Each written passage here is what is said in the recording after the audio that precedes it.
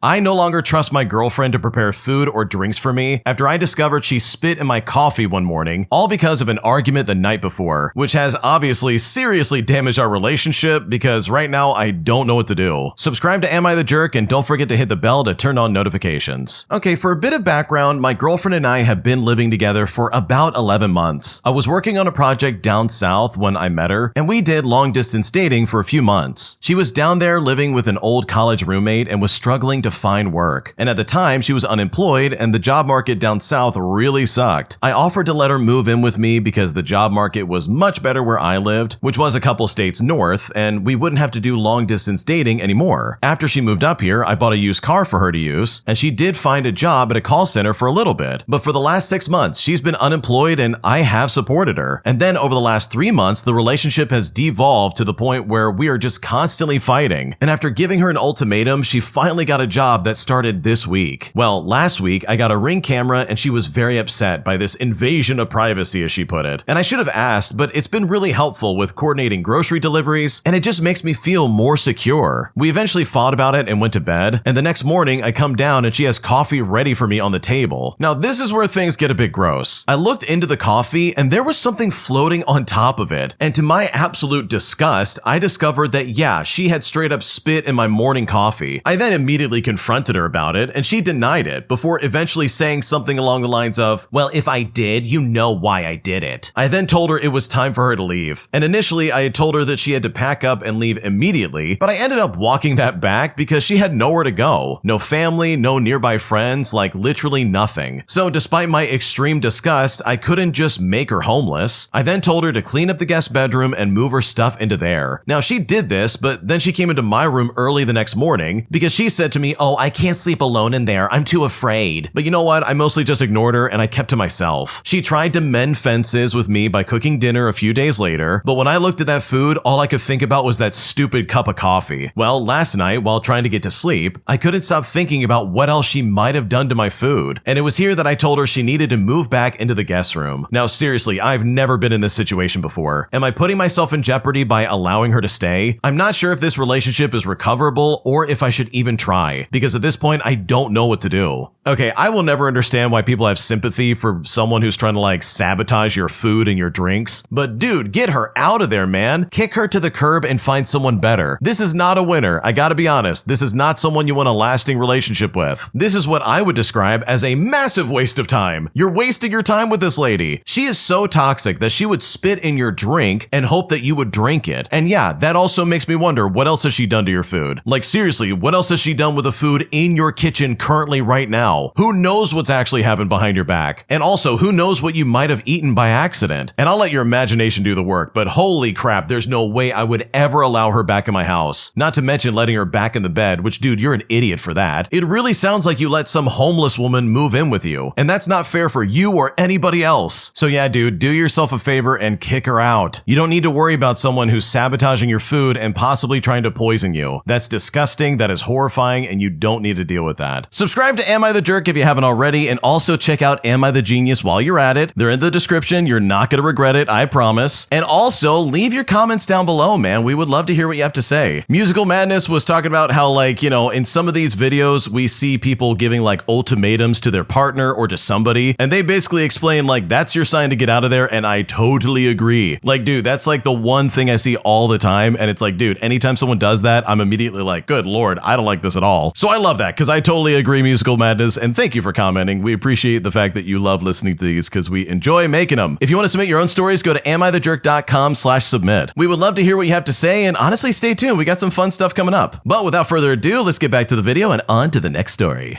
Am I the jerk for kicking my mom's friends out of my house after they let my indoor cat outside for the first time ever? Because after I found my cat scared in somebody's basement, I seriously went off the handle and I told them to get out. And right now I'm not sure if I went overboard or if I'm justified in any kind of way. Here's what's currently going on. Okay, so my mom had asked me to host her friends for about 2 weeks since I have a pretty big house where everybody could fit pretty comfortably. And you know what? I agreed. Plus, I already knew these people. It's also important to know that I have a beloved cat by the name of Shine who is is a strictly indoor cat. When all the guests started to arrive, I explicitly told everybody about this specific fact. That way no one would dare let her out and just ensure that everybody would keep the doors closed. But I was even a bit tense because of their glances and ambiguous responses, but I still hoped that everything would be fine. Now, everything was great for like the first 4 days. We were getting along well, they were even like playing with a cat, etc. But the next day when I left to get my nails done and when I came back, I walked into the house and I saw the balcony door wide open. I immediately started searching the whole house, but Shine was nowhere to be found. And at this point, I went into complete hysterics. I quickly ran to my mom's friends and I demanded, "Where is the cat? How long ago did you open the balcony?" I told them that everyone needed to pack up and go look for her right now. The search lasted until the evening, and honestly, thank God that we found her, because the neighbors found Shine in a nearby basement. She was terrified, but the main thing was that she was alive. After I picked up Shine, I took her straight to the vet to get her checked out. And once we were done, I went back and I told my mom's friends to pack their crap and get out. Well, they said they were very sorry, claiming they just wanted her to get some fresh air and didn't mean any harm. But after I interrupted them and said I didn't want to hear it, they called me a monster. So seriously, am I the jerk here? Did I cross a line somewhere? Am I really at fault for kicking these people out after they really endangered my cat? Because I'm still pissed off and I still don't know what to do.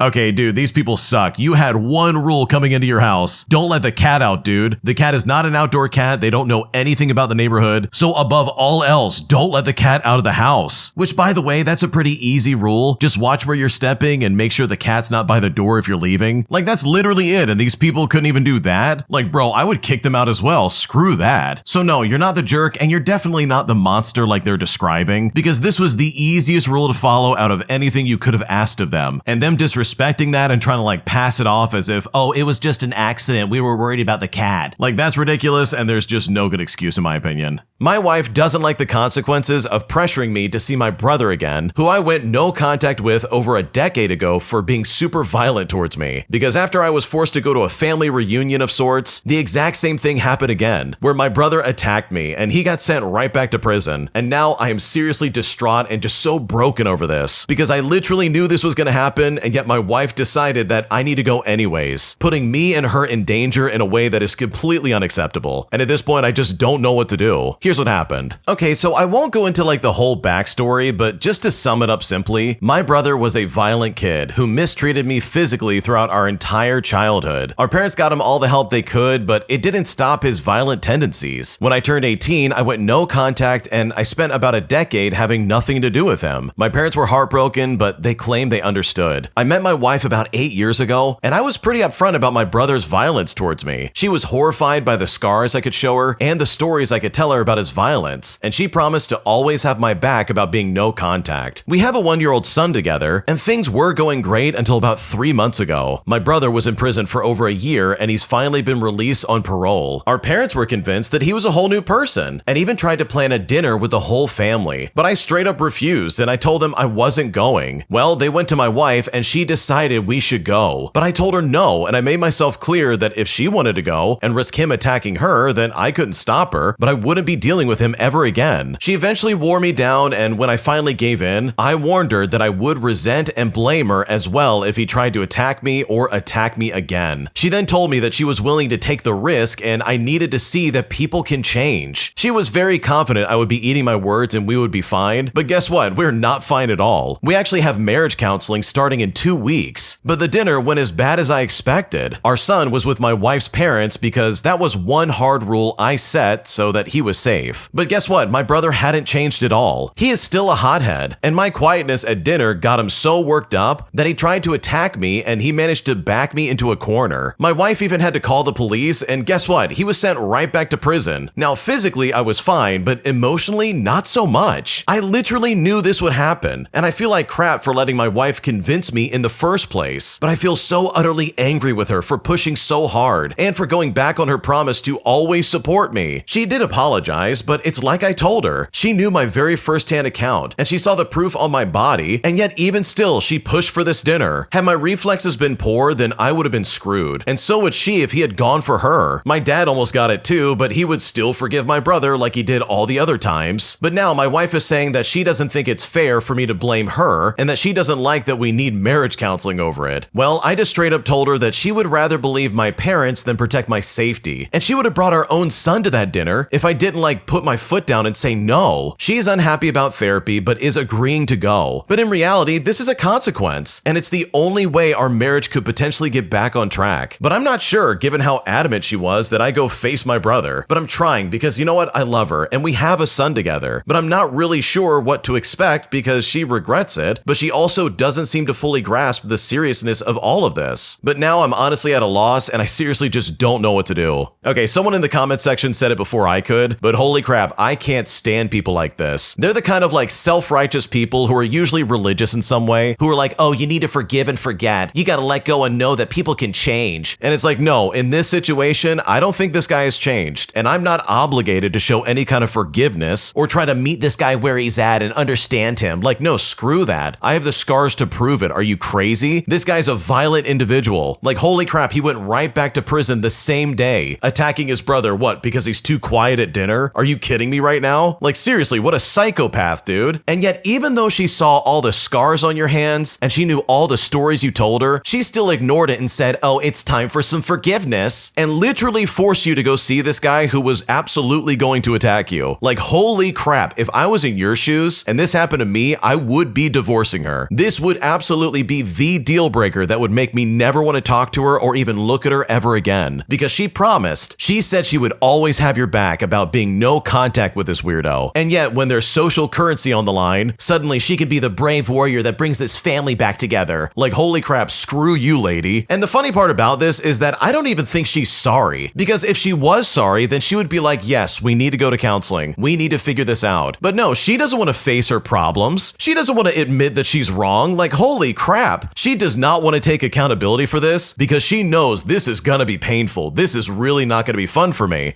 Oh my God, I can't imagine being in this situation. Dealing with a wife who's like, oh my God, I can't believe we're going to therapy. Yeah, you messed me up, dude. I almost got hurt. You almost got hurt. Are you kidding me? And this is literally your fault. She's not sorry for what she did. She's only sorry that she was wrong. There's so much ego dripping from her condescending comments. It really sucks. So seriously, dude, I can only say what I would do in this situation, and I would absolutely never want anything to do with her ever again. Dude, she's a terrible person for even putting you in this situation and for potentially getting your son in that situation. And I would even group your parents into that category as people who absolutely have no business being in your life. They clearly don't care about what you went through, and they're just obviously like, oh, let's just have dinner together. Your brother's a new person. Come on over. So these people are complete idiots, and so is your wife, and you deserve way better than this. My roommate's boyfriend practically lives at our house, putting me and the other women that I live with in a really tough situation because this guy now has a key to the house even though he is not on the lease. And now we really don't know how to handle this or how to approach our roommate about this issue in general. Here's what's going on. I'm a 27-year-old female and I live in a house with 3 other women, and one of my roommates got a boyfriend a few months ago. And right now I'm genuinely trying to figure out what's going on. When they first started dating, she would always let us know if he was coming over, but then she slowly stopped saying anything, and he would just kind of randomly show up. At one point, she would only tell one roommate in passing, so we'd have to tell each other, and sometimes one of us just wouldn't even know there was a guy in the house. We eventually brought it up, and she apologized and started messaging the group chat again. But then it turned into just saying, oh, he's coming over, without saying if he was sleeping over or how long he would be staying. We would wake up the next morning and realize that he had spent the night, or there was one time he stayed for 4 days straight, and none of us had any idea when he was leaving. But then 2 of us went home for summer break, leaving just one roommate at the house with her. She stopped communicating again, so that roommate was back to having no idea when he was coming over or even staying over in general. Right now, all 3 of us are still home for summer break except for her. And from what we've seen on our exterior security cameras, he now parks in our garage, comes home from work to our house, leaves for work from our house, and apparently has her key so he can let himself in if he gets home late. The only reason we know any of this, by the way, is because of the cameras. Otherwise, we would have had no idea that he had a key or he was coming and going from the house like that. Literally none of it was ever communicated to us, and we were never asked if we were comfortable with someone who doesn't live there having a key. Holy crap, what's going on? For context, he's not on the lease and he doesn't pay rent or utilities. Also, we're 4 women living together and we barely know this guy. I honestly don't think any of us have had more than a 10-minute conversation with him, despite how often he's around. There have also also been times where we've walked into like the living room and they're making out on the couch, or he's walking around shirtless or just in his boxers. Like, it's incredibly awkward. Now, here's the thing. None of us actually care that she has a boyfriend over. If she had just said, oh, hey guys, he's gonna be here a lot, or even explained that she's giving him a key because of his work schedule, like, I genuinely don't think any of us would have had any issue with it. It's the lack of communication that bothers us. It feels like every few weeks there was another step towards him basically living there, and none of us were ever a part of that conversation. So are we overreacting here? Like, I know this isn't directly affecting us right now, since the rest of us are home for like summer break, but is it reasonable to expect some communication about any of this? Because at this point, I really just don't know what to do. Okay, dude, if I was in your shoes, I would get the other roommates together and be like, dude, we need to combine our forces against our roommate and figure out what's happening. Like, seriously, first off, I don't think that guy should be living there, but if he is there so much, well then congratulations, sir. You need to start paying rent and paying for utilities, because I am not going to pay for your share of that. We're talking groceries, the water bill, the electrical bill. It's now going to get split 5 ways instead of 4, because that's absolutely the way it needs to be. This also screams like, hey, we need a house meeting of some kind, because this is just super inappropriate. I would hate dealing with this on a daily basis. So no, you're not overreacting. If anything, you're underreacting. Your roommate sucks and so does the boyfriend. These people should know better, but they clearly don't. And I think it's time that all of this is spelled out exactly the way it should be.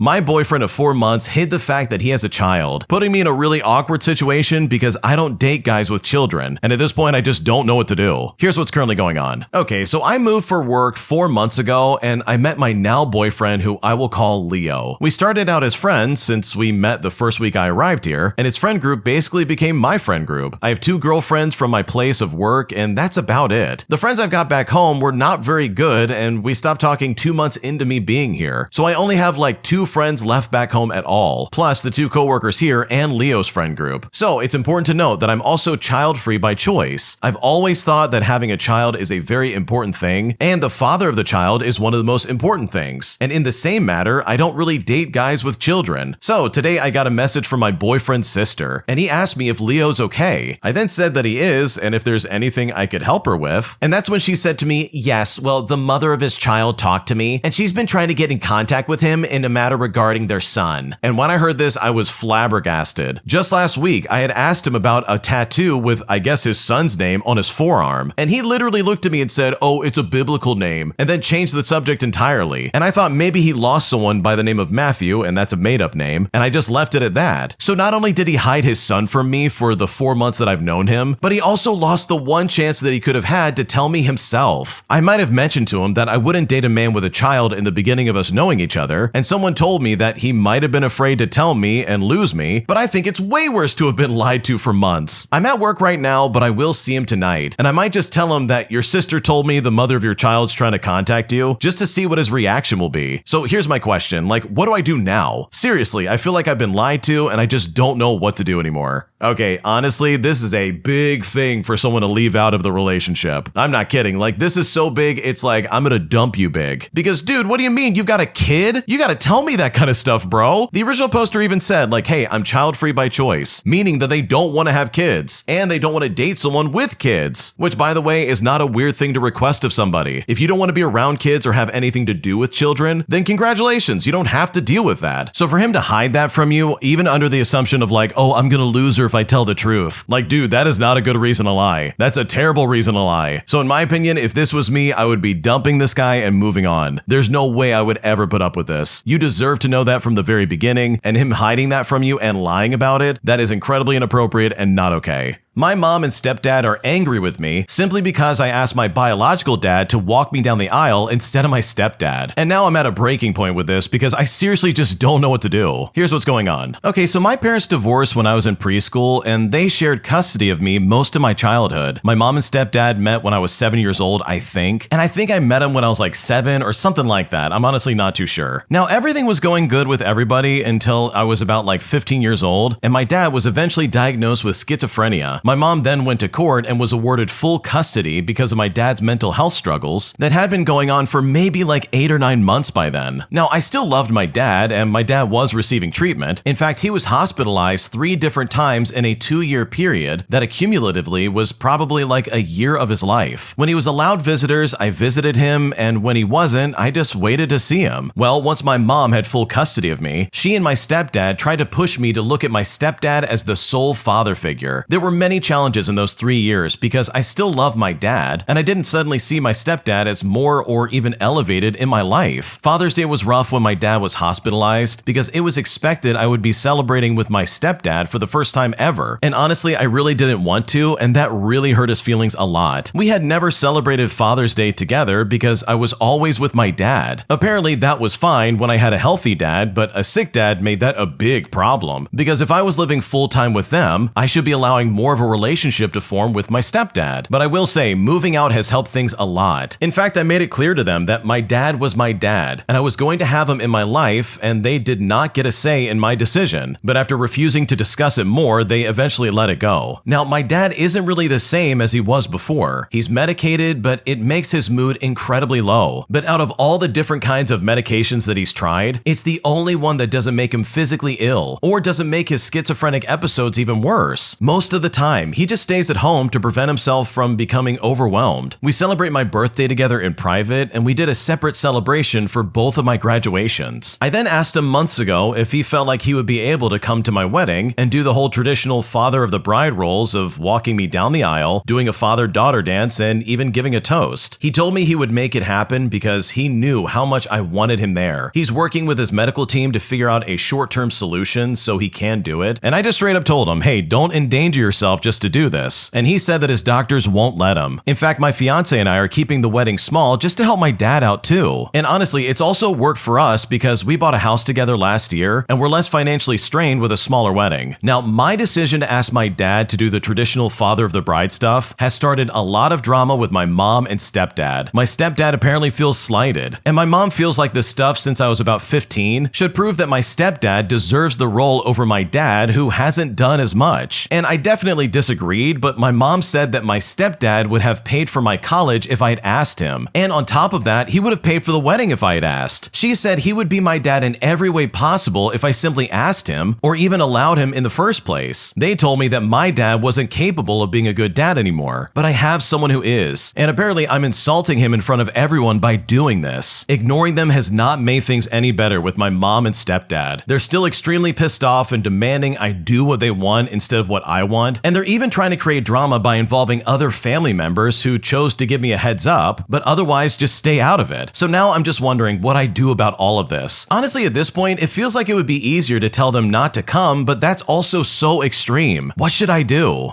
Okay, seriously, your mom is a jerk. I can understand her trying to be like, oh yeah, get to know your stepdad. You really need to have some kind of relationship with him and all this other stuff. Like, I get it. But seriously, for them to be like, oh, I'm sorry, but your wedding needs to revolve around him. Like, no, that's not your mom's decision. That's the original poster's decision. You can't possibly sit there and be like, oh yeah, you absolutely are gonna accept your stepdad as your real dad. Like, I don't know, something about that just feels really gross and uncalled for, and I would not be okay with that. So no, you're not the jerk. This is really up to you, and the fact that they're making this into a bigger deal is honestly their problem and not yours. An entitled interpreter claims that I'm a scammer and tries to convince my deaf customer that I'm trying to take all of his money. But this guy isn't aware that I know everything he's saying to my customer. So as a result, I get him in trouble, which then leads to him getting fired. Here's what happened. Years ago, I worked doing call center tech support for a legitimate US-based company. We served mostly elderly clients. The way it worked, they'd pay a subscription, and we were on call 24/7 as much as they needed.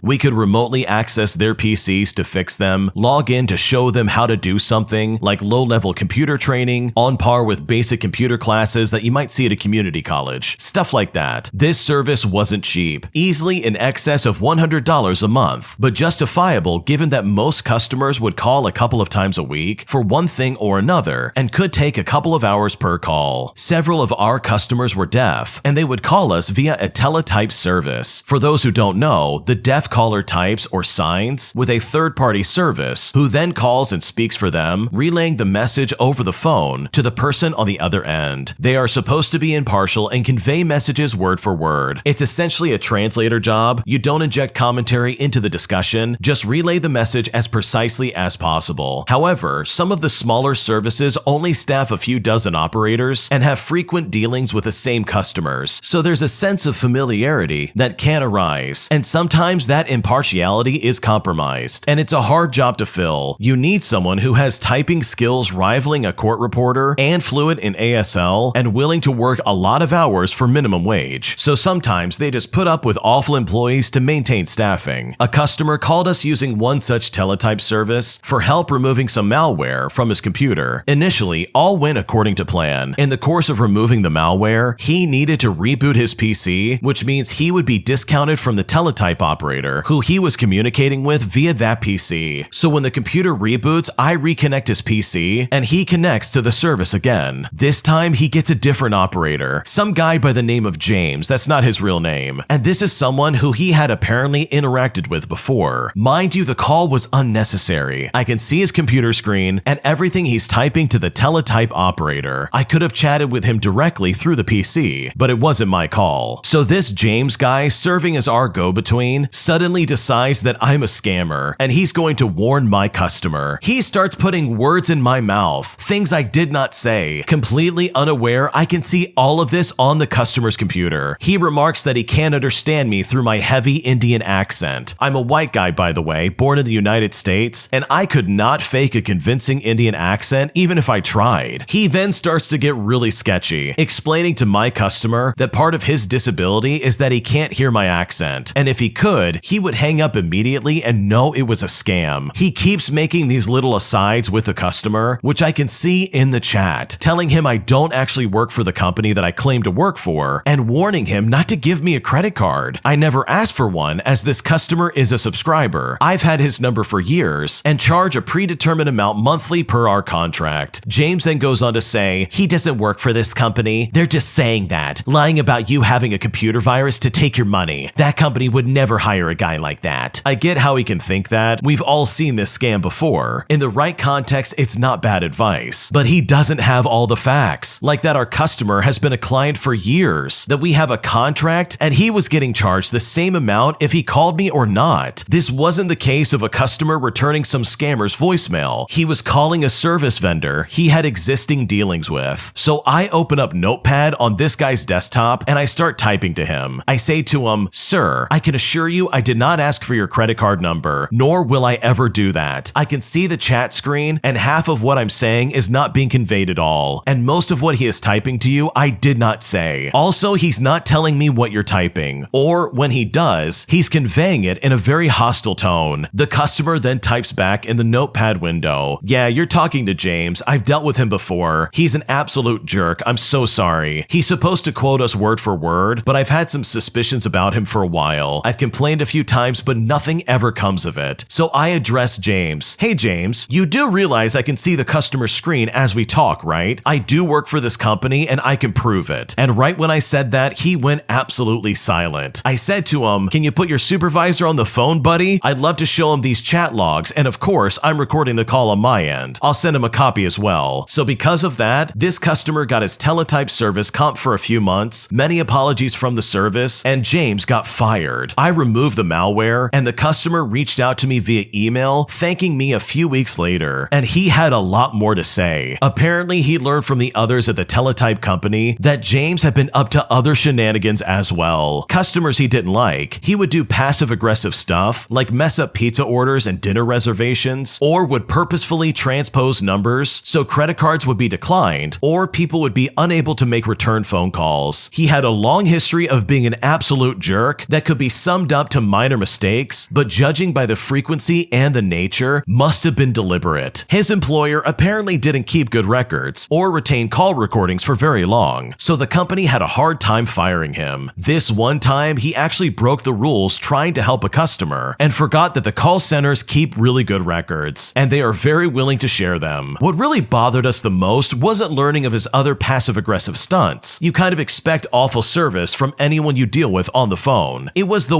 white knight mentality. He was so happy to charge in as the hero with no idea what he was getting into. He was going to save people from themselves by imposing his own superior judgment. He was actually exploiting a disability to do just that. Had I not been able to see the screen, neither the customer or myself would have known what the other was saying. And this ignorant jerk would have been proud of his deception and actually thought he was a good person because of it. It's so condescending. Even if his intentions were good, I'm glad he got fired. I just want to say most teletype services do their jobs extremely well. I've worked with many over the years, and this was an isolated incident in my experience. You usually forget that the person you're speaking with isn't the actual caller. They are just that good. This was just one guy on a power trip, taking advantage of his position for the sake of his own ego. Being the gatekeeper to other people's communication with the world is actually a lot more power than many people can or should be trusted with. That guy was an absolute jerk. Not only was he doing his job incorrectly, but he was also making up this scheme of like, oh no, this other guy's some kind of scammer. Like, what are you doing? Why would you do that to somebody else? And to a customer who clearly needs your help. Like, that guy absolutely should have been fired. And this is only after finding out that he's been doing this for a while. Gatekeeping communication for people who are deaf or hard of hearing. Like, come on, what a loser. So thankfully, the original poster was able to see what was going on, and they were able to interject and intervene, because that other guy was a complete jerk, and he had absolutely no business acting the way that he did. If you like Am I the Jerk, you're probably going to love Am I the Genius. Check it out, link down below in the description. Am I the jerk for forcing my stepdaughter to cut her hair, all because I'm tired of having to do it for her in the morning? Here's what happened. So I met my husband 8 years ago, and we have been married for 6, and he has an 11-year-old daughter from a previous relationship. I work from home, so I mainly end up taking care of her, and I have since she was young. We generally have a pretty good relationship, and she stays at her mother's house most weekends. She has incredibly long blonde wavy hair, just past her bottom. It is a nightmare to take care of. It frequently tangles, and she always needs help brushing and styling it before school. Now, I'm not a morning person, and I do not like waking up early just to do the kids' hair. It's expensive to maintain, as she requires more products, and she insists on using hair oils, which can cost close to $11 and only last for a few weeks. She also says that she needs to use curly hair shampoo instead of regular shampoo and conditioner, which is often over $10 per bottle, and she goes through it at a fast rate. She won't use a regular brush on it, as she claims that it breaks her hair and it hurts. So she uses a wide tooth comb, which takes a long time to brush, when she could be doing other more productive things, such as homework or helping me with chores. I decided that she had become obsessed with her hair, and I do not want her to become vain, so I decided it needs to be cut. I don't see it as a big deal, as I have always had shoulder length hair, as my hair does not grow very fast, and I get frequent trims. It is a lot more practical. I took her to the hairdresser as normal. In the car on the way down, she said she wants to make sure the hairdresser doesn't take off too much, but I politely explained that I would like her to cut off her hair to shoulder length, as it has become a burden. At first, she thought I was joking, but when she realized I wasn't, she started to cry. When we got to the salon, the hairdresser was reluctant to cut her hair due to her being in tears, but I explained the trouble we have maintaining it and assured her that cutting it would be best for her. In the end, the stylist agreed and cut her hair. So the stylist braided her hair and then cut it, and then she kept it. Her hair was now just past shoulder length, and it looked a lot darker. The car journey home was silent, and I even offered her McDonald's, but she refused. She went straight to her room when we got back. My husband went up to see her when he got home, and apparently found her on her bed sobbing, holding her old hair. My husband immediately called her mother to come and collect her, and as soon as my stepdaughter was out the door, he started yelling. Her mother also came in and gave me a mouthful. I explained my reasoning, but my husband wouldn't budge. He said that if I had issue, he would have done her hair in the mornings, and that he didn't mind paying for the products. He was so furious, he said he no longer trusts me around his daughter and doesn't know if he can be with a woman who he doesn't trust with her. And this just broke my heart. I didn't mean her any harm. I was just so tired, and I'm trying to reduce stress in my life. I've always been the one to raise her and her brother, and honestly, I'm just so exhausted. So am I the jerk for forcing my stepdaughter to cut her hair? What should I do? This stepmother and original poster in this story is an awful human being. Like, you are the worst person on planet Earth. You really made this girl cut her hair off all because you were tired and you're not a morning person, trying to justify it as her just being vain. No, she's a kid. She's a kid who enjoys her hair, and you made her cut it off because you didn't like it. Like, what are you doing? Your husband is completely right. If I was him and you did that to my daughter, I wouldn't want to be with you. I mean, I can't imagine anybody wanting to be with you after doing that. You betrayed so many people's trust just then, and you have scarred this little girl for the rest of her life. Like, seriously. You have now become that stepmother who literally went out of their way to betray everybody's trust. And even after being confronted about this, you still just don't get it. Like, everybody's upset. Even her biological mother came into the house and was like, what are you doing? And by the way, the little girl whose life you just ruined, she is 11 years old. Literally, this is like the most insecure age on planet Earth. From like 11 years old all the way up till 17. And you just chopped her hair off all of the sudden. You literally took away part of her identity and you made like a massive change in her life. Which, by the way, kids at that age don't want massive changes. That's like the perfect recipe just to suddenly get bullied. Like, seriously, the original poster, you are an awful person. What you did was cruel and uncalled for. And any consequences that come about because of this are quite literally not only deserved, but absolutely your own fault. Am I the jerk for having a surprise wedding at mine and my husband's engagement party? Here's what happened. So for some background, my father suddenly passed away in February. It's been a big shock and adjustment for everybody. My now husband proposed on my birthday in March. He had already talked to my mom and dad about it. I'm not a fan of big parties, so my husband and I decided to do a small celebration for our engagement, as well as having a nice meal at a fancy hotel so everyone can just dress up. The more we planned and talked about it, we thought it would be fun to just get married. We have been together for coming up on 10 years, and neither of us wanted to have a big wedding. So we thought a small surprise wedding would really suit us well. Especially with my dad passing away, I didn't want a traditional big white wedding. We invited a total of 10 people from his side of the family and mine. We also invited our best friends who are also in a relationship. It all goes to plan and everyone arrives. They were escorted into our reserved room where they see a sign saying welcome to the wedding. Everyone is surprised. The person marrying us gets people in places. My husband and I walk in together and we get married right then and there. Both of our moms sign the marriage certificate and then we go for our sit-down meal. Everyone seemed happy at the time. People were laughing, saying they should have expected it, and we had a photographer there to catch their reaction, as well as the ceremony and opportunities to pose for pictures. We went away locally for a small honeymoon, and when we got back, both my mom and his mom have pulled us aside separately, simply to say that they were disappointed in us, that we had taken away their opportunity to be with us when we chose a venue, as well as any aspect of the wedding planning stuff. They are both especially upset that they never came wedding dress shopping with me, which I ironically didn't even do myself. I just bought an emerald green 1950s bodycon pencil dress online. It was the first and only dress I tried on. So honestly, I need to know, am I the jerk for taking away everyone's chances to be involved with my wedding? I don't think you're the jerk at all. If this is how you and your husband wanted it to be done, then guess what? That's how it's gonna be done. Honestly, in my opinion, I've never been a fan of extended family or immediate family feeling entitled and obligated to stick their hands in every aspect of somebody else's wedding. That, in my opinion, seems really obnoxious, and sure, people might enjoy that, but personally, I would find that super irritating. So I really do love the way you did it. You did it on the spot, you did it your way, and it was something that both you and your husband are going to enjoy for the rest of your lives. So no, you're not the jerk in the slightest. Of course, your moms are going to be upset because they weren't involved, and I think they did come from a place where they were genuinely interested in being involved, but at the end of the day, this is all entirely up to you two. And in my opinion, there's nothing wrong with that. My coworker has been getting a free ride from me to and from work for about 14 months, but now I'm asking that she pay her way in order to get a ride from me. And as a result, I'm being called a jerk, as well as someone who's being very inconsiderate. And at this point, I seriously don't know what to do. For the last 14 months, I've been driving one of my coworkers to and from work. She only lives a mile up the road from me and is on the way, so I've never asked her for a dime or accepted when she's offered me money. From my perspective, I'm going there either way, and her overall household expenses are higher than my own, so it felt like the thing to do. Over the weekend, my car went to the shop. I told my coworker that I wouldn't be available to give her a ride either Monday or Tuesday. She said it wasn't a problem because her boyfriend is off this week and would give her a ride instead. I asked if I could bum a ride as well, and I even offered to walk to her home so they wouldn't have to drive backwards. She asked her boyfriend about it, and he said he would, but he wanted $20 for 2 days. I know know it's just $20, but that really set me off. I declined the offer and said I would find my own ride to work. At work yesterday, she asked about my car. I told her I would be getting my car Tuesday night after work, but going forward, I would like $30 a week if she wanted to ride with me, and that's 1/3 of my gas cost. She was upset about this and said her boyfriend had only wanted money from me because by having me in the car, he was being forced to drive straight home when he picked me up. I pointed out that I've been happy to drive straight home to help her out for over a year, and that it probably wouldn't have ruined him to show me at least some level of appreciation. Today, she said she no longer will be riding with me. After talking about it with her boyfriend, she said she felt disappointed with me holding her actions against her and that I was being petty. A couple other coworkers told me throughout the day that her boyfriend was just a jerk and she doesn't really have a say at home, but overall agreed with me that it was a jerk move. From my perspective, this dude directly benefits from me thanks to his girlfriend not needing a car of her own or spending a dime in travel, and my coworker should have defended me. So honestly, was it petty of me to ask for money? What should I do? Personally, I don't think you're the jerk in this situation. Maybe a little bit petty, but honestly, let's think about what just happened here. You were only asking for a ride for 2 days. You've given this lady a ride for 14 months. That's a long time to be giving someone a ride for free at that. And her boyfriend's suddenly gonna be like, I need $20. Like, what are you talking about? Like, this is not even coming close to returning the favor. This is you literally asking for something that you're owed. You just needed a ride to work. And they really want to act like this is some kind of big burden and act like they're gonna need your money just to make that happen. So honestly, I don't blame you for asking for money. This coworker clearly had a good gig that she was obviously taking advantage of. And instead of coming to bat for you when her stupid boyfriend was asking for money, she literally just let that happen. And that speaks volumes about her friendship with you. Am I the jerk for not wanting to help my family's restaurant, all because my brother was being paid and I wasn't? Here's what happened. So my parents recently came into a fair bit of money, which was an inheritance from one of my mom's elderly relatives, and they decided to buy out a local ice cream shop that was going out of business. They love that place because it's where they met and has tons of sentimental meaning to them. They also hired my 18-year-old brother to work there because they want him to have job experience before going off to college. They didn't offer to hire me, and I didn't ask because I already have a fast food job. Anyways, my house is pretty close to the shop, and my friends and I decided to meet up there yesterday for ice cream and to hang out. For reference, we're a group of 4 high schoolers. It was pretty busy when we got there, so we got in line. About a minute in, my brother came out of the back and waved me over. He handed me an apron and asked me to help out his coworkers in the back because they had to clean the machines as soon as possible, but my brother had to open a second register because of how busy it was. I refused on the grounds that I wasn't being paid, and he said that I had to help out because it's the family business and because of how swamped the place was and how panicked his coworker was. He even offered to let my friends skip the line if I helped out for 10 minutes just to give his coworker a hand, and said that I owed it to him, all because I brought in such a big group. I decided that that would cause a scene in the pack shop, and I refused again. He then huffed and waved me off, then went to open the second register. I went back to my friends, and the rest of our meetup went pretty well, but my brother kept giving me dirty looks until we got our cones and then we left. Later that night, my parents confronted me and said that what I did was petty. They told me to work a shift the next day to make up for it, but backed off once I reminded them that I have an actual job that I was scheduled to work pretty much all day the next day. I ended up getting off scot-free. However, my whole family maintains that I'm being petty and lazy, and now I'm wondering if they're right. What should I do? You are not being lazy. Like, that is honestly such a ridiculous thing to say. First and foremost, I think it's probably smart to find a different place to hang out, because it sounds like when you walk into that ice cream shop, they're going to be expecting you to come in there to work. And you know what? I don't blame you. If I'm not getting paid, I'm not going to work. There's no way that's going to happen. This is not a charity, and if you can make money, well, so can I. And also, you came in there to get ice cream with your friends. You didn't come in there to suddenly have to pick up a shift and try and pick up the slack on a really busy day. You came there to hang out with friends. So in my opinion, it was incredibly rude for your brother to wave you over and expect you to start working for no pay. Like, that's not okay in my opinion. So good for you for putting your foot down. And maybe next time you want to hang out, I would go somewhere else. Because if that place really is the family business suddenly, then it might be better for you and your friends to try and stay away. An entitled Karen tricks me into letting her into our store before opening and tries to steal an Xbox off of one of our register counters. doors. And I've never been more shocked by someone's behavior in my life. Here's what happened. So I work as a warehouse stock person in an electronics store. Basically, I go around to every shelf in the departments and I make sure that the products are in the place that they should be. It's a pretty easy gig, especially since I clock in and clock out before the store opens. So I never interact with customers. That is, until today. It was a pretty typical morning of checking off the shelved products when I heard someone loudly banging on the locked front doors. I could hear it all the way from the back of the store where I was wrapping a security tag onto one of our new Xboxes. And this will be important later. While carrying the Xbox, I walk into view of the doors and see a 30-something-year-old woman banging her fist on the glass. I saw that she was wearing a jacket with a company color on it, so I assumed that she was a coworker. She stopped banging when she saw me and waved hello. Now remember, I only work before opening shifts, so I never interact with customers, but I also don't know all of my other coworkers who do work during the store hours. I thought to myself, oh, she must be one of the sales reps, because they do often come in about 30 minutes early if they have an opening shift, and it was about 40 minutes until opening, so it didn't really raise any alarms with me. I walk up to the front doors, and there are two sets of them with a vestibule in between them. The first set opens to the outside and lets you into the vestibule, and the second set opens up and lets you into the store. The lady is standing outside. I take the Xbox I was holding and I place it on the register counter nearest to the door. I unlock the second set of doors and step up to the first set and begin pushing it open, when the lady suddenly shoves her body through the opening of the doors. I guess waiting 2 whole seconds for me to finish opening the door was just too much for her. She is already past the second set of doors and walking into the store when I finish closing and locking both sets. She wasn't walking to a register to clock in. She wasn't directly walking to any department either. All she did was quickly look around the store before turning back to me and saying, "Where's your game section? I'm looking for a Nintendo Switch." And at this point, my heart dropped. She wasn't a coworker, she was a customer, and I just let her into the store before opening. This was a big mistake. I start to internally panic a little, but think to myself that all I need to do is get her out of the store. I say to her, "I'm sorry, ma'am, but we don't open for another 40 minutes. I thought you were one of my coworkers when I let you in." This entitled Karen rolls her eyes and says, "The website says that you open at 8:30 and it's now 8:20. But I tell her that our website says 9 o'clock in the morning. I'm telling you it's 9, so you now need to leave. But this entitled Karen wasn't having it. She said to me, "I only need to buy a Switch. It'll be what, 10 minutes? She begins to walk further into the store when I stand in her path. I say to her straight up, "You can buy whatever you want at 9 o'clock a.m., but right now you need to leave." This lady is getting upset. She says to me, "I want to speak to your manager right now." Now, I was the only one working in the warehouse that morning. We are really understaffed for the record, but there was a supervisor in the back office doing paperwork. The supervisor is a really understanding dude, so I knew he wouldn't get mad at me for letting this crazy lady in by mistake, but I made the idiot decision to deal with this myself. I say to her, "I am the only one here and you need to leave. This is a good time to tell you all that I am 5'3" and I'm a 110-pound female who looks like a 15-year-old when I'm really in my 20s. I do not look intimidating in any kind of way." The crazy lady got a smirk on her face and said, "Fine, I'll go." And when she starts walking towards the door, I think that's the end of it. That is until she grabs the Xbox off the counter and tries to unlock the doors. I rushed up to her, begin to tug at the Xbox, all while screaming for her to let go and that I will call the police. The Xbox was wrapped in a security tag, so the whole time this tug of war was happening, the door alarms are blaring because of the tag. My supervisor hears the alarm and comes out of the back office to find me wrestling with this crazy entitled Karen. He comes over to help, but not before this crazy lady punched me so hard in the stomach. I let go of the Xbox to hold my stomach, but she still doesn't have the door unlocked. I end up puking on her and the Xbox because she punched me so hard. She drops the Xbox and goes to hit me again, but I saw this one coming and I mustered up all my strength and kicked her away. Now, I might not be strong, but I absolutely can be when I need to. But I only had the strength for that one kick. I rolled into a ball and agonized over the pain afterwards. My supervisor called the police while the woman whined in pain and was still trying to unlock the door. I guess she didn't realize that keys are used to open the doors. That is honestly insane to me. I can't imagine working the night shift or early in the morning and just stocking shelves, only to then let somebody in who isn't actually your coworker. That's like nightmare fuel to me. Not only was she super aggressive, but she obviously tried to steal from the store. She literally tried to run off with that Xbox, all because she wasn't wasn't being served in the way that she wanted to. Like, this could have gone really badly. Imagine if she had some kind of weapon or something else that she could have hurt this person with. This would have been a completely different story altogether. So thankfully you had help there at the store to stop this crazy entitled Karen from stealing that Xbox, because her behavior was honestly insane and no one deserved to deal with that in the slightest. If you like Am I the Jerk, you're probably going to love Am I the Genius. Check it out, link down below in the description. My child didn't like any of the food that he was eating at my friend's house. So as a result, I left dinner and went to get my son McDonald's. And now my wife is angry at me, saying that I did the wrong thing and that I was being a complete jerk. Here's what happened. So a friend of my wife's invited my family, meaning my wife, our son, and I, over for dinner with him and his daughter. As long as we've known him, this friend has kept a very strict diet, which has almost always led to us eating over at his place. But he is an excellent cook, so I've never minded it. We have not, however, seen him since both of our children were infants. For dinner, we were served salmon and quinoa. My son is very mild for a 5-year-old. He throws tantrums very rarely and is the opposite of a picky eater, but I could tell from how he was acting that he was not vibing with this meal. He was picking at his plate, shuffling the food, and while he did try the salmon, he didn't seem to like it at all. I asked him if he was happy with his dinner, and he said no, he wasn't. I basically just laughed and said, "Kids, right?" and asked if there was anything else for my son to eat. My wife's friend said that his daughter just eats whatever he makes, and he doesn't keep kids' food around the house. My wife said it was fine. Our son would be fine. While he is a mild kid, he definitely gets angry when he's hungry. And this was the beginning of our night. I said that our son needed to eat so that he would have energy to play, and we apologized, saying I'd be gone for just a few minutes, picking something up for our kid. My wife's friend seemed really bothered, but said he'd try and keep my plate warm. I was gone for about 30 minutes, and I came back with a Happy Meal from McDonald's, and I ordered extra fries in case his daughter wanted any, which she was not allowed to have. By the time I was back, dinner was winding down. My son ate his meal, he had dessert, and went off to play with his friend. It was definitely a hiccup in the night, but things went fine. We had a good time, but my wife was definitely cold with me. When we got home 3 hours after the dinner, she told me that I was a jerk at dinner for no reason. I pointed out that if I hadn't gotten our son dinner, he would have been a monster the entire way home, to which she replied that we would have just left earlier. I said I was just looking to solve the problem as it happened, and that if her friend had been more accommodating, we wouldn't have been in the situation in the first place. She got offended on his behalf, and we decided to just go to bed because we clearly were not getting anywhere. It's been 2 days since, and things are still stifled between us, and at this point, I'm not sure what to do. Let me get this straight. You went to somebody else's house, and you decided, oh yeah, this food's not good enough for my kids. I'm gonna go get some McDonald's. And then you left for 30 minutes, leaving your wife alone with these people just to try and carry on a conversation, and now you're wondering why she's upset? Like, seriously, you're an idiot for doing that. That was incredibly rude. You brought your kids with you. Like, seriously, what are you doing? If your kid's a picky eater, you need to bring something along with you. You can't leave it on people who don't know your kid to have food for your kid. And also, if your kid's gonna be a supposed monster on the way home, you could have left earlier and stopped at McDonald's on the way home. And you say that you're trying to solve the situations and the problems as they come up, but if anything, you literally just made things worse. Like, seriously, this is your own fault and you should not have left dinner like that. That was very poor manners and that was just incredibly rude. So yeah, your wife is 100% right. You were definitely the jerk in this situation, and you should have thought more clearly about what would be appropriate at a dinner party at someone else's house. I got to serve my ex-wife's divorce lawyer tonight at the restaurant I work at, and needless to say, it was incredibly awkward. Here's what happened. So for a bit of background, I'm 45 years old, and I am in the middle of a career change from owning a business that got hit hard during COVID to being a mental health therapist specializing in substance issues and addiction. I'm going to school full-time by day to acquire a degree, so I took a job working nights at a fine dining restaurant, and this is my first ever restaurant gig. I got divorced 7 years ago, and my wife blindsided me with it. I decided to be the bigger person, and we had a very amicable divorce where she and I split everything up 50-50, including custody. I kept the house, and I even continued to employ her after we split. I didn't even hire a lawyer. We ironed it all out, and then she hired a lawyer who drew it all up, and I went to her office with my ex and we signed it. She went to court and I didn't. In 3 months' time, we were divorced. It was cake, and this was back in 2016. Now fast forward to 2020, and my ex is now married to a narcissist who has problems with his own ex, and this man caused causes friction with my ex and I. It got so bad she quit the job in 2019. She married him in 2019, and things just spiraled between us. It's her life, but it's sad she allowed that to happen. Before COVID, I had used substances recreationally, and I had smoked the herb every day, and my ex knew this. But during COVID, it developed into a full-blown, unbreakable addiction. I have never been more sick. I could not stop. I decided I needed help, and I sought out rehab. I was very open and honest with my ex. I told her the truth. I needed help, and if I don't get help and I don't get better, she needed to protect our kids from my destructive behavior. I went in, got sober, came out committed to never going back to that rehab. But when I got home, she was using her lawyer to try and basically take my kid away just for admitting that I had a problem, I was seeking help, and getting sober. She basically tried to mess me over for fixing myself and being honest with her about it. And this is all when I didn't have to admit anything to her. The lawyer really tried to stick it to me. She wanted to send me to have supervised visits with my 12-year-old child for 2 hours once every month. And that's among some other very harsh penalties. I was never going to give up custody voluntarily, and I called her bluff in taking me to court. We ended up in mediation, and I maintained my rights by agreeing to a year's worth of substance testing, which I completed in early 2020. My lawyer, who I hired because of this garbage, did a bang-up job helping me get through it with minimal loss. I don't actually fault my ex for wanting some safety net, but the lawyer was basically saying I didn't deserve my children. I have 3, but only one is a minor subject to custody. And this is all because I had an addiction and I went to rehab to get better. Just absolute inhumane nonsense. How does my kid benefit from that? Now, fast forward to tonight. Our seating sections are pre-arranged, and we have a small 80-cover seat restaurant with only 3 tables capable of seating 6 tops. Everything else is 2 to 4 tops. To get 8 or 10 people in, we have to push 2 tables together. As such, everything is reservations, and it's less than a year old, so it's always booked solid. I get my section, then go look at when my tables are coming in and how tight the turns are. I notice my first table is an 8 top and a name I recognized. Let's call her Jill Morgan. That's a made-up name for confidentiality. Now I'm thinking, man, I know Jill Morgan. Who is this Jill Morgan? And then it hits me. It's the ex's lawyer. Oh my god, she's assigned to my section. I tell the host and some others, and they offer to get me out of it, but it's an 8 top. She's a lawyer, and this could be a good table, so I risk it. And sure enough, right at restaurant time, Jill Morgan walks in and I see her. She sits alone at the table, and I ask her if she wants a cocktail. She's super uptight, and I can feel the stick way up her you-know-what as she sits there all alone. But she doesn't recognize me. It's been 7 years since the divorce visit, and I didn't see her at mediation, so I am just a waiter at a restaurant. But we have to put names down on our tables, and I haven't done this yet. The party starts to trickle in. I collect drink orders, I bring a charcuterie board, and she is starting to loosen up. I drop my name card and I do my spiel. I make eye contact with her, and it's clear she doesn't know who I am, which makes sense. She wouldn't expect to find me here in this situation. The whole table is lawyers, and I ended up endearing myself to them. I sell them $950 worth of food and cocktails, and I am supposed to put on an auto gratuity for tables that have 7 or more people, and I told them it was policy, but I dropped the check and I forgot to put auto gratuity in it, and before I grabbed their cards, I realized the error, so I told them I had to fix it. They convinced me to leave it off, and I would get over 20%, so I did, and it was more like 23 or 24%, but hey, they didn't lie. The funny thing is Jill Morgan tells me I did a great job and said that she would be back. On top of all of this, the mother of my best friend came into the bar tonight to eat dinner, and I noticed her right away. She moved away 10 years ago, and I haven't seen her since. So, between the table with my ex's lawyer, who wanted to take my kids away for going to rehab, I also got to visit with my best friend's mom and hug her, and remember him with her together. This universe, man, it has an absolutely twisted sense of humor, but I also believe that this occurred in tandem and is not a coincidence, and it is simply the universe smiling down on me. First off, I want to say that you've clearly gone through the ringer when it comes to life. Like, you obviously have been through so much, and you've come out the other end trying your best to just make it work, and that, in my opinion, is a big deal. Like, that is not something you should just shy away from. You really have worked hard to make it to where you're at, and you honestly should be proud of yourself. And also, you handled dealing with this lawyer like a pro. You didn't let it get to you, you basically just did your job, you kept it professional, and you got a sweet paycheck out of it. So honestly, good for you. You deserve this break in your life, and hopefully things get better from here on out. My boyfriend told me to stop asking for stuff, and to just accept things as he gives them to me. And at this point, I seriously don't know what to do. So my boyfriend boyfriend and I have been dating for almost 3 years now. In those 3 years, I have never asked for money, gifts, anything. All I have asked though is some quality time and life updates every now and then. We are both new to this big city. I don't know much of the people here, and most of the time we are apart due to grad school and work. We see each other 1 to 2 times per week, 3 times if we're lucky. I don't ask him for fancy dinners or anything, just that we hang out together and catch up. I also do not ask him to text me all the time, just to update me if he goes out and who he's with so that I know who to call or where to look for him if ever something happens. Well, something happened tonight. This guy kept on chatting him if he's available on Saturday. The name alarmed me because this was a guy from my high school with a history of violence and just reeks of frat boy attitude. I asked him where they were going and he couldn't give me a solid answer. He also keeps hiding his phone whenever that guy chats. It became an argument and he got upset. He said I was too demanding and it's frustrating. I asked him for clarification. Is it too much when I ask you for updates? Is it too much when I want to know about your life? And his answer was a big yes. He added, just accept what I give you, okay? Stop asking because it's too much. At that point, I choked back my tears and I reassessed our entire relationship. Was I really asking for too much? I think that maybe when you're almost 3 years together and talking about marriage on top of that, you should know pretty much about your partner. No secrets, no lies. All I wanted was to catch up and know what's going on with him. He even said, you don't feel anything because I don't ask you for updates. I told him calmly that I was monitored by my parents my whole life, but I'm aware of how controlled I felt, and that's why I kept me asking for updates to the very minimum. For context, he grew up with parents not caring about him in the slightest. He got into trouble so many times, and his parents just don't know. I said, well, I guess we're just 2 different people. Sorry. He then stormed out of my house, and I just sat there confused. He always leaves like this whenever we argue, and he's broken up with me at least twice over big arguments when we can't seem to find a solution. I love this guy, and I've basically changed my whole life to accommodate him. I think I've adjusted to his work-sleep schedule instead of focusing on my own career. He's basically the reason why I haven't gone out of my country for better opportunities. But now I feel like he's simply not the one. Was I asking for too much or just asking the wrong person? What's my alternative here? What should I do? Your boyfriend is being ridiculous. I don't think it's that inappropriate to ask him for updates on what's going on in your life. I mean, he's treating you as if he's almost hiding something, but it's not like you're being super intrusive in the first place at all. Like you're just asking him, hey, what are you up to with your friend? And that is literally it. Now, if you were seeing him every single day and you were spending every waking moment spending time with him, then this would be an entirely different story. This would be a situation where, yeah, you probably want to back off, but you only see each other once or twice a week. Asking for an update with this level of frequency of seeing him is not that unusual. So no, you're not being weird. If anything, your boyfriend's being weird. And you have every right to have a partner who's going to love you and give you proper updates to what's going on in his life. Am I the jerk for mocking my friend's husband's weight after he made an awful comment about how she gained some weight after having a baby? Here's what happened. So my best friend by the name of Jennifer, that's not her real name, just recently had a baby with her husband Timmy. That is also not his real name. My boyfriend and I got to meet their baby boy for the first time last weekend when they came over to our flat for dinner. We have a hot tub on our balcony that my parents gave us for Christmas last year and had told them to bring swimwear so that we could go in after dinner. My boyfriend wasn't up for it, so he held the baby while us 3 got ready to go in the tub. Jennifer was the last person to get changed and came out of the bathroom in a bikini. I thought she looked amazing, really happy and glowing, but Timmy kind of laughed and said something about her still having some weight to lose before she'd be as attractive as she was before her pregnancy. I was a bit stunned by that comment, and even though Jennifer didn't say anything, her smile disappeared and she looked obviously uncomfortable. She and I had talked about her struggling with the weight gain during her pregnancy, and I thought Timmy's comment was more than insensitive. I got angry because I started wondering what he might be saying to her in private if he was comfortable dropping lines like that in front of other people. So I responded by saying, she just had a baby, what's your excuse? The dude has a hefty beer belly and a double chin, but thinks he can joke about a new mom's weight? He then got really defensive and told me that I need to learn how to take a joke before stomping off to the hot tub. Jennifer chuckled at my comment, and I thought that was it. But when they left for the night, Timmy pulled me aside and told me to keep my nose out of other people's business. I don't think I was entirely in the wrong, but my boyfriend told me I shouldn't have reacted at all because it really wasn't my business, and I think Timmy's reaction speaks for itself, and it makes me wonder whether whether I might have been the jerk in this situation. What should I do? Honestly, insulting your partner in front of other people deserves to be called out. That is really not okay, and that's a fast track to getting corrected real quick. Like, why would that guy, in all honesty, be like, oh yeah, you gotta lose a few pounds before you're attractive again? And in that same token, if we really want to go that route, this guy is overweight, has a double chin, and has a beer belly to boot. Like, seriously, what is this guy bragging about? So with that in mind, I don't blame you for speaking up. This is your best friend we're talking about. This guy had no right to talk to her like that. And you know what? If he wants people to stay out of his business, then maybe he shouldn't make condescending remarks like that and expect people to stay silent. And you know what? You're probably on the right track. I bet he probably does talk to her like that in private. And that is honestly awful. So in my opinion, I don't think you did anything wrong. This guy clearly had it coming, and his comment was completely out of line. My entitled cousin demands more money for his startup business, claiming that the $12,000 my father was giving him was not enough money and that he needed more money in order to get things going. And I've never been more blown away by this level of entitlement in my life. Here's what happened. So I'll begin by saying that I come from a very well-known West African country, and I come from one of the 3 major ethnic groups in my country. My country has a lot of oil, and my father is an engineer and worked for a very big oil company here before he retired a few years ago. He's the second of 3 children, and due to his job, salary, and position within the company, he became the entire family's breadwinner. His eldest brother had 7 children with his wife, and his younger brother had 2 children with his late wife, and my father trained each and every one of them. He sent them all to school through their nursery to primary and secondary schools, and when they all graduated from high school, he gave each of them the option of either going to a higher institution or helping them start up a business of their own. Every Christmas, we would travel to the village, and he would buy multiple 50-kilogram bags of rice, bags of beans, tons of groceries, specially dried fishes, and so much more, and he would distribute this to the entire family. He catered for their siblings, cousins, old friends in the village, as well as their respective families so much, and it sometimes offended my mother because while he took excellent care of us, and she was never against him helping out his siblings, she felt he was making them overly dependent on him. He opened a thriving business for his elder brother's wife and stocked up her business with all the necessary wares, and he did the same for his younger brother, but anytime they had a problem of some kind, they choose to call him instead of solving even the most basic of problems by themselves. Now, this is all preamble to show you that he really cared for his family. Now, this all involves my father's elder brother's wife, who we will call Rita, as well as her eldest son by the name of Chris. Chris and Rita are not their real names. Rita is a woman in her 50s and Chris is in his mid-30s. When Chris was born, his mother despised him because given our tradition and culture, she felt like his pregnancy forced her into a marriage that she did not want, so she took out her frustration on him. When he was 11, my mother was a newlywed, and on one of her trips accompanying my dad to the village, she saw firsthand how awful Rita was being towards her son, which is pretty common here under the guise of discipline. And out of fear of his safety, my parents asked his father to let them take Chris with them back to the city so they could, in a sense, foster him as their own and remove him from that awful environment. I was barely a year old at this point. Chris lived with us for roughly 18 years. He got a good education, and when it was time to go to the university, he had a lot of problems gaining admission. In my country, all the universities, both state and federal, are under an organization, and everyone takes an annual national exam based on your intended course of study, and those who do the best are admitted into their institution of choice. He had taken this exam for about 6 years, and each time he had fallen short and wasn't given admission to a school. So my dad gave him the option to continue trying or to put it on hold and learn a good trade for about a year, and then after that, he would open up a business for him, and then maybe he could try getting into the university later on if he still wanted to. He chose the latter option, and he was sent off to another city to stay with a family friend who taught him all he needed to know about the given business for free, and after a year, he returned back home. My father gave him what is equivalent to about $12,000 to begin a business. Over here, $12,000 is a very big chunk of money, especially with the low cost of living compared to our Western counterparts, and also especially with how lax our tax laws are here. My dad offered him a check for that amount, and he refused it, saying how small the money was. My dad had already found a really good space for him to run his business, and had paid and rented it out for the next 2 years, as well as paid for the water and electricity bills. The $12,000 was an initial capital for him to stock up his wares, without having to worry about rent or any critical expenses for at least 2 years. All he had to do was simply make sales and bring in profit, so that after 2 years, he could afford to take on the expenses expenses on his own business because he probably would have quite a bit of money in that time. And even if he did have difficulties, knowing my dad, he would have jumped in to help right away. However, Chris rejected the money, saying how small it was, and he was expecting at least $17,000. That although the space my dad had rented for him was in a prime location, he stated that it was too small for him and that he had found a much bigger space a few blocks away, and he expected my dad to pay for that as well. He said he had big ideas and didn't want my dad to repress his ideas, so he needed the appropriate support. My mother just about lost her head hearing this and chastised him about how ungrateful he was being. She asked him how many people were willing to do the things my dad had done for him. She asked him why he couldn't use this fund as an initial capital and begin his business and strive to make it successful so that he can afford to move into that bigger space after the 2 years lease was up. Well, he got upset and called his mother, with whom relations had improved significantly over the years, and she ended up tearing my dad a new one. She screamed in our native tongue about how after the stress he must have been under by not getting into the university, the least my father could do is make sure that this dream of his is fully nurtured. She claimed that my father was being stingy towards Chris, saying that he has all this money, demanding that he do exactly what Chris is saying. She also implied that if he passed away tomorrow, would he then bury himself with his money, while also saying that he's not being a good example as an uncle. Now, my father did not respond and promptly ended the call. Later on, Chris's dad called him, and I don't know what was said, but after that, he came and picked up the check where he had previously dropped it and muttered a half-hearted thank you before leaving. My dad also received a call from his brother apologizing for his behavior. Fast forward 2 years, and this was now 2016. I was 18 or 19 years old, and my immediate younger sister was now in secondary school, and my other siblings were in primary school, so the financial burden on my father was quite a lot during this time. So he called Chris and had a talk with him. This was sometime in October, and my dad said that since Chris's business was going so well, that perhaps it was time for him to move out from our home maybe by the new year, so that the financial constraints could be alleviated just for a little bit. Now, mind you, Chris had lived with us for 18 years, since I barely was a year old, and when I was just a kid, he was 11 or 12 years old when he came into the house. And now, I was 18 to 19 years old, and he was just about 30 years old at this point. He never paid rent for one day or paid for utilities. My dad was always the one who did that. He never bought his own food or groceries either. My dad did that too for almost 2 decades that he lived with us. When my dad asked him to move out, he said nothing, and like before, he just called his mother. Now, I have no idea what was said, but she called my dad in a fury that evening, screaming her head off about how my dad has never really cared about her son's success, and brought up the $12,000 incident from a few years earlier. She said something along the lines of basically stating that you want him to leave your house while your wife's sister is still living with you. This is how little you care about your brother and his family, while also stating that her son doesn't need any kind of charity from my dad. Now, the wife's sister that she referred to was a young niece of my mom's who had lost her parents in militant actions in one of our cities, and she was barely 15 at the time. After that call, he packed his things and was gone in a few weeks. This was in 2016, and I haven't seen or heard from them since then. They view my dad as a bad person for not giving him the amount of money he wanted, and for asking him, a 30-year-old man with a thriving business, mind you, to move out of their house. And while this is nothing in the grand scheme of things, the entitlement of my extended family truly is baffling. Wow, that really is awful. Like, first off, it's not unreasonable to ask a 30-year-old man to move out. Like, seriously, it's time to go. You've got a successful business. You can absolutely stand on your own 2 feet. It's time to get up and get your own place and move on with your life. Because in reality, he was just mooching off of this guy's kindness. And also, Chris's mother by the name of Rita, she was being absolutely ridiculous. Like, seriously, how entitled do you have to be to sit there and be like, $12,000 isn't good enough? Like, come on, that's just really annoying. The fact that you're getting this money in the first place is a huge blessing in your life, and you could at least be grateful for once. Like, what are you doing? And I also find it super ironic that Rita was trying to claim that this guy's dad didn't care about Chris at all in the slightest, when in reality, Chris was plucked out of an awful home environment by this guy's dad in the first place. He shoulders the financial burden of his entire family, and Rita's gonna try and sit there and be like, you don't care about him. Like, seriously, Rita just doesn't care about Chris. So either way, it's pretty clear that your dad is a really good person. He stepped up and gave his family different chances to succeed. And that, in my opinion, is the mark of a good man and a good father. If you like Am I the Jerk, you're probably going to love Am I the Genius. Check it out, linked down below in the description. Am I the jerk for telling my my parents that if they want to charge me rent, they need to no longer treat me like a kid, but instead treat me like an adult. Here's what happened. So recently, I just had my 18th birthday yesterday. It was nothing big. I just went on a shopping spree with my own money, and when I came home, my mother and stepfather decided to sit me down and give me a whole lecture on how I'm an adult now and that I need to start paying rent because they were not going to house an adult for free, even though my stepdad's 23-year-old son lives here for free, but that's clearly besides the point. They told me that I would start paying $650 every first day of the month starting July 1st. I tried to bring up how my stepbrother doesn't even pay anything, and it was unfair to spring this on me when I just turned 18, but they responded that I must have the money since I went shopping today. Now, let me tell you, I pay for everything I have. My phone, my car, which isn't under any of their names, my clothing, even the food I eat, because they claim I eat too much of their food, even though I don't. So I agreed that I would, but if I'm gonna do that, since I pay for everything I own, they no longer could treat me like a kid. Instead of them looking at me like I'm their kid or stepkid, I would like to be looked at as a tenant, meaning that they could no longer give me curfews, and I would be disabling my Life 360 app, and they could no longer just barge into my room because I pay for it, and they could no longer demand anything from me besides rent on the first of every month. I also told them that if they couldn't follow my rules since I'm paying rent, then I will go rent a room somewhere else. This started an argument, and they started yelling about how I'm disrespectful and that this was their house and they didn't have to follow any rules of mine. So I just left. Now I've been getting calls from my family calling me ungrateful and that my mother could kick me out right now. What should I do? Honestly, I don't think what you're asking is that much of a big deal. Like seriously, you're renting a room by yourself. You're obviously paying for everything yourself as well. So the least your family could do is leave you alone and let you live your life. I don't think that's completely out of the ordinary. And I also think this is completely reasonable to ask of them. And the fact that there's a 23-year-old stepson who isn't paying for anything while you have to pay for everything on your own on top of the $650 a month, that in my opinion is completely unfair. You have every right to bring that up and be like, wait a second, what about him? Like they are very clearly playing favorites and that's not fair for you in the slightest. So you making the request of saying, hey, I'm gonna be an adult now. You can't tell me what to do. You can't set up curfews. You're not gonna barge into my room because I'm paying for it. Like this is not gonna happen any longer. So good for you for standing up for yourself. Your family's being ridiculous and honestly they needed to be called out because getting treated like this is absolutely unfair and you deserve so much more out of your living situation than having two grown adults treating you this way. My boyfriend has become incredibly awful towards me, refusing to give me money and has an awful temper. And at this point, I'm seriously considering breaking up with him and moving back home to be with my parents. Here's what happened. So for a bit of backstory, I met my boyfriend back in 2017, and this was when I was 21 years old and he was 26. Both of us are originally from Eastern Europe, but not from the same country. We met in the United Kingdom and it was love at first sight. After only 2 months, we moved in together, and after 1.5 years, he decided he wants to move back to his country, and so I agreed. He's the youngest child of his elderly parents and wanted to be near them. That meant that I had to leave my parents who both lived in the UK, and so we moved into his country. This was in the countryside in a small village with a population of maybe 100 people. Now, I'm originally from a big city, and so it was a bit of a culture shock for me personally, but I can't deny that I love the simplicity and the nature and all of the animals that come with it. But fixing my documents in order for me to work here is expensive, and as a result, I've spent the last 5 years staying home, not working at all. He works in construction and gets a minimum wage daily, so the first 2.5 years of our relationship were good. Still the new relationship high and hoping to make it through. He drinks and has been drinking since I met him. It's just beer, nothing more, but still in big amounts. I used to drink a bit as well when we first met, but after a few months I stopped, as I thought at least one of us should be awake and aware. In the last couple of years, his drinking has become extreme. I'm talking about 12 to 15 liters of beer every single day. We are both also smokers, and while I smoke 1 packet a day, he smokes upwards of 3 to 4 every single day. Although he works every day, we never have enough money, because in his words, he wants to live his life. We never do anything as a couple, we never go anywhere, and all that because he prefers to drink and smoke all day and then save some money. I have begged him a million times to let me manage the money, or at least give me some money every few weeks, just so I can try and put it away. But he always says to me, this is my money. I worked for it, and you can't tell me what to do with it. Now, I'm no saint. I have my flaws as every person does. I hate doing housework, work, always have, and so I always leave it at the last minute. Before we moved to his country, I was working full-time since I was 17, and I honestly prefer being at work than doing housework. I will go with him some days at work, and I will help him out because I prefer that to cleaning. He's never been physical or anything like that, but he does have a bad temper. The last few months, he gets angry with every little thing that doesn't go his way and belittles and swears at me constantly. We barely do anything together anymore, and we're more like roommates than a couple, and this is honestly eating away at me. I'm now seriously considering leaving and going back to the United Kingdom to my parents. My only problem is that I know I'll have to start again from zero and with no money to boot, and I don't want to rely on my parents on everything as they have their own problems as well. And besides that, I've been with this person for more than 6 years. I love him. I'm so confused, and I really don't know what to do. I can't speak to anyone else as I have no friends, and my family will tell me to break up with him and just go back to them, while his family will tell me to stay. What should I do? If I'm gonna be brutally honest here, it sounds like your boyfriend is an awful person. Not only has he made it basically so you can't work in the area you live in, but he's also done nothing to help you get started in getting to work. You've spent the last 5 years staying at home. I mean, after year 2, I would have been losing my mind. I personally need to work. I'm like the original poster. I need something to do so that I feel productive in society. And not having that honestly would wear on my relationship with just about anybody, especially if I had a significant other who was not treating me right. This guy is really nasty to you. He clearly has a drinking problem, and his temper absolutely needs to be put under control. So you know what? I don't blame you for wanting to break up with him. If I was in your shoes, I would have already broken up with him. There's no way I would stay in that kind of environment. 5 years. Think about that for a second. They've spent 5 years not being able to work. That is unacceptable. That's not okay. I mean, back in the United Kingdom, you were working full time. You had your own money, and you didn't need to face the embarrassment of asking someone else for money. Because I'm right there with you. I don't like asking for money either. It's really embarrassing, and it's not my favorite thing to do. So seriously, if you are considering breaking up with him, I don't think that's a bad idea. He doesn't sound like a winner, and this really does seem like the sunken cost fallacy. You put all this work in, and you don't want to give it up because of all the time you spent on it. But in reality, I wonder what it would be like if you did break up with him. Because based on the way you're talking right now, it kind of seems like you're stuck in a loop. And I don't think there's anything that's going to change anytime soon unless you make it happen. Am I the jerk for not wanting people at our pool unannounced and for not being willing to host a party I never signed up for? Here's what happened. So my fiance and I own a house with a pool in the backyard. His brother Jacob, that's not his real name, had asked the day before if him and his family, a wife and 3 kids, could come over on Sunday to swim after one of the kids' sports games, which was at a park close by us. Now, my fiance and I own a business together that requires us to work from home on Sundays. Everyone that we know is aware of this, including his brother. I voiced my opinion that I felt it was weird for people to be at our house while we were working in the basement, but my fiance assured that it would just be chill. He said it's normal for family to use people's pools even if they weren't home. So we let them come, thinking that they would swim for maybe an hour and then leave. But it wasn't just them. My fiance's parents also came, and we figured they would. But the kicker is that Jacob also invited 2 of his friends, plus their partners and their kids as well. We do not know these people, but both my fiance and I were not aware of this beforehand. So now it's a full-on party in our backyard while we are working away in the basement. I became very annoyed that they not only invited themselves over, but also some of their friends as well. It made me feel guilty that I couldn't be in my own backyard to host people because I was working. It also felt like they were just using the house and didn't really care about seeing us, the homeowners. Not to mention the house was a complete mess. We had a busy Friday and Saturday, and I didn't bother cleaning much before because I figured it would just be Jacob's family. Everyone was here from 1:00 p.m. until 7:00 p.m. We finished work around 3 p.m., at which time my fiance put on his swim trunks to join them outside. I got in a pretty bitter mood from it all, and I decided to stay inside. I didn't say hello to anyone because I figured that they weren't even here to see me. They were just here for my pool. I did some laundry and some cleaning up, and I did end up seeing a few people who were coming inside to use the washrooms. I said hi and I tried to make some small talk, but I really wasn't happy. My fiance came in and said that I was creating an awkward and unwelcoming atmosphere by not being outside with everyone else. I told him I never planned to have a party today, so I was just carrying on doing what I originally had planned, which was laundry and cleaning. My fiance keeps saying that I was rude for not joining them outside after work. He also says things like, "The pool is was meant to be used and that it's now family time. And honestly, I am so frustrated and I seriously don't know what to do. Honestly, it kind of sounds like your fiance might be the problem here. Like, don't get me wrong, the brother is absolutely at fault as well and should not have invited all these other people over while you two were working. Like, that is completely inappropriate. If I'm saying, hey, I'm gonna come over and use your pool, it's only gonna be me and the people you expect. I'm not gonna then be like, oh yeah, I'm gonna invite 2 other families with me to enjoy the pool as well. Like, no, that doesn't fly, that is not allowed. So that behavior is completely inappropriate. But also, your fiance is not willing to see where you're coming from. You obviously don't want these people here for what, 6 hours? Like, you did not plan on having people here for 6 hours. And you're obviously not directly related to them, so telling them to get lost really does fall on your fiance's shoulders. He really should be the one to tell his family, hey, you've been here long enough, I think it's time we pack it up and get going. And I completely understand where the original poster's coming from. If I'm going to be hosting a party, I can know what to expect. I can say to myself, okay, from 1 o'clock until 7 o'clock, I'm gonna have all these people here to enjoy the time at our pool. But when it's just sprung on you all of a sudden, and your house is a mess, and you're not set up to feed or take care of anybody that's here, that is incredibly unfair overall. And it honestly makes you feel very put out and kind of like on the spot. Like, you can't feel like a good host if you don't know it's gonna happen. So in that regard, I think your fiance is being really short-sighted. And of course this guy would be okay with these people coming over. It's his direct family. He might not realize that this is putting you out in a serious way. So honestly, this is not your fault. They literally came over with no consideration of giving advance notice for extra people. And your fiance is clearly not being helpful in the slightest. So I think moving forward, it probably would be a good idea to have very clear boundaries of what is and isn't allowed. Because based on the way they've acted today, it is very clear that they're just going to take advantage of your pool. And unless you say something and come to some kind of agreement, then that is only going to continue to happen. An entitled Karen tries to claim that I'm pulling fire alarms on purpose, threatening to call the police in the process. But what she doesn't know is that I'm testing the alarms as a part of the fire alarm company that I work for. But no matter how hard I try to explain this to her, she simply refuses to listen. Here's what happened. So about a year ago, I was working as a helper for a fire alarm company that does testing and maintenance on fire alarm systems for industrial buildings, as well as warehouses and utility complexes. Usually in an office building setting, you wait till everyone goes home for the day, but some industries have multiple shifts and you have to just find the best time that you can test the alarms. Our usual inspection involves setting off all devices one at a time, making sure they report properly, and inspecting sprinkler pipes to make sure they're in good shape. As a courtesy, not only for the customers but for ourselves, we silence fire alarm panels before setting things off, and do one-time horn and strobe light check just to make sure those all work too, instead of having to hear them every time. After a while, you fall into a rhythm of hitting a smoke detector or a pull station, wait for your partner to confirm he got the signal, reset if applicable, and move on to the next thing. And you don't always inform those around you of what you're doing. Utilities and warehouses assume you know what you're doing, so they end up just not bothering you. But office buildings have a lot of noisy people in them. So I go up to the 3rd floor of an office building, which was the halfway point for the building of 5 stories, when I casually stroll over to a pull station at the stairs and place my hand on the station. And this is right when I meet this entitled crazy Karen. I suddenly hear the shrill voice next to me as she says, "What do you think you're doing? You'll go to jail if you touch that." I was a bit taken aback by this lady in her 50s who looked like a twin to my old high school math teacher. I look at her and I say, "Oh, I'm with a fire alarm testing company. We have the horn silenced, and since we're doing our annual check of the system, I will only be a minute." I reach over to pull the station when she screeches at me again. And if there were words in this screech, I couldn't make them out. She moved between me and the pull station and seemed to be looking for something on me. "Where's your badge? Who let you in here?" I opened my mouth to say that I work for that company, but that's as far as I got. "So you don't work here? You can't just go into a strange office building and set off the alarm. That is illegal." She then called down the cubicles for someone to call security, which was not much in terms of security in the first place. It was just a guy with a company-issued flashlight and a 2-hour training video under his belt. I then respond by saying, "Well, for the next few days, I do work here as a contractor, checking your fire alarm panels. If you like, I'll come back to this floor after hours." And again, we worked odd hours to try and avoid getting in the customer or the company's way. She then says to me, "Get your site contractor up here right now. He'll know what's going on." Sure enough, a few minutes later of texting my partner to let him know I'll be delayed by a few minutes, my site contractor comes up, and before he can didn't even ask what was going on, this crazy entitled Karen launched into her story. This crazy kid came up here and was threatening to set off all the sprinklers, even though there were no sprinklers on this floor. She then said I was trying to get the fire department here on a false call and that they should call the police on me. My site contractor looked really annoyed. He said to her,